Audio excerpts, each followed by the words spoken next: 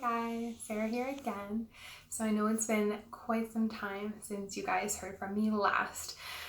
I apologize for the delays in getting more video out. I had promised to unveil my amazing website as well as all the other cool resources that I have in store for you guys.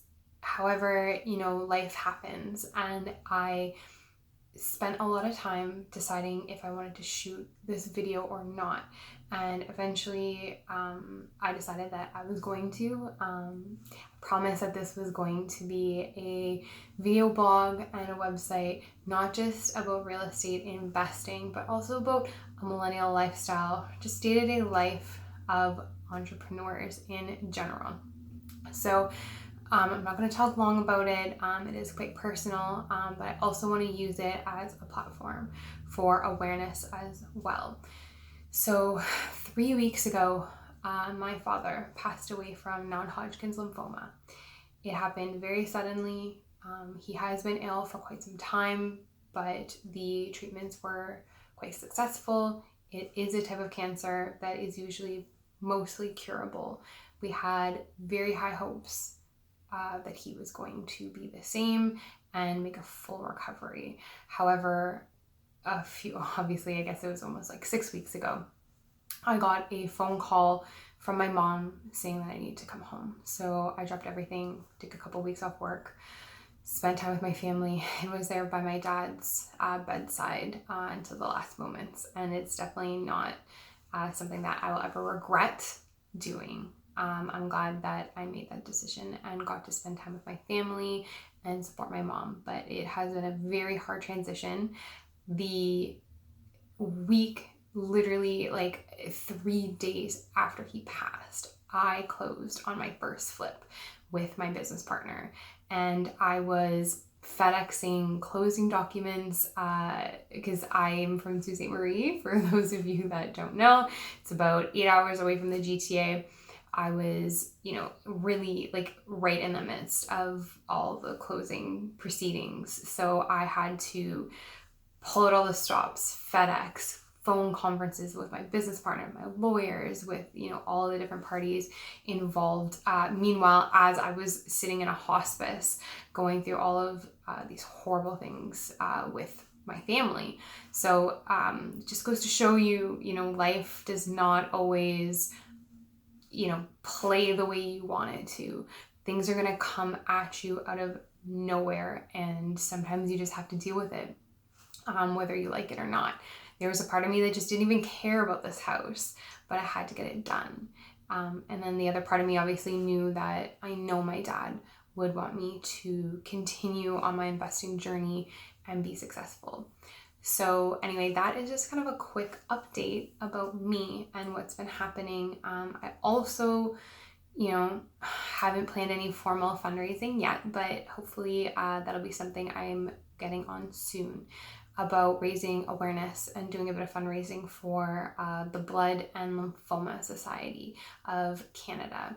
So there's actually a society specifically for lymphoma and other blood disorders that I do want to raise awareness about.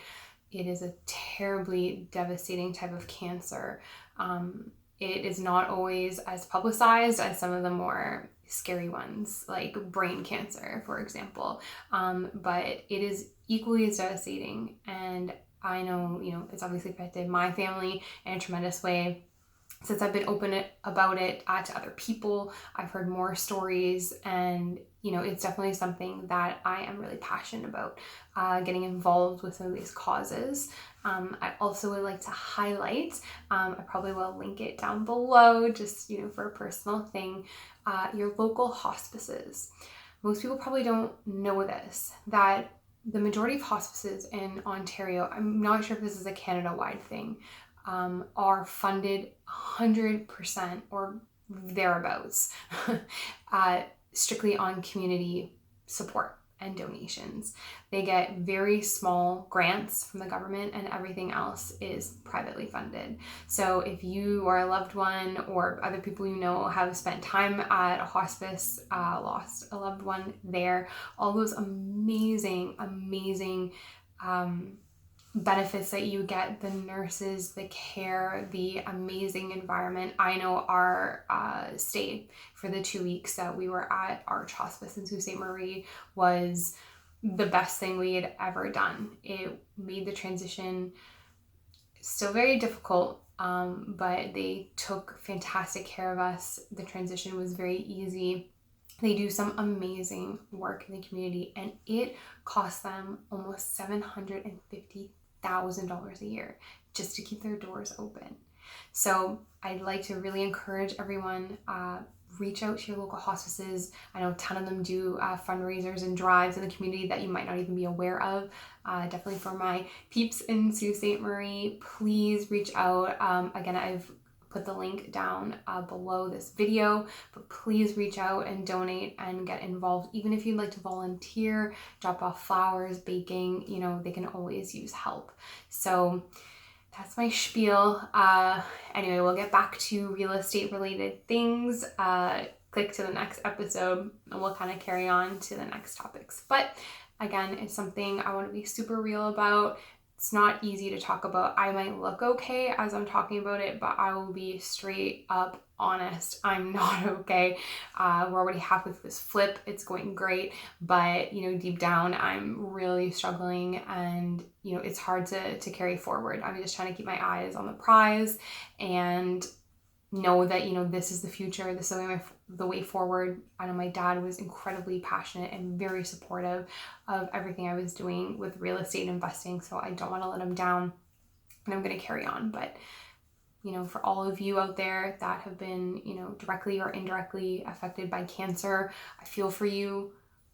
So sorry, and I hope that we can all come together as a community and help one another. So that's my quick little thing for the day. Like I said, if you want more real estate content, don't worry, click on the next video, and I have a lot of stuff in store for you guys. So that's it for me.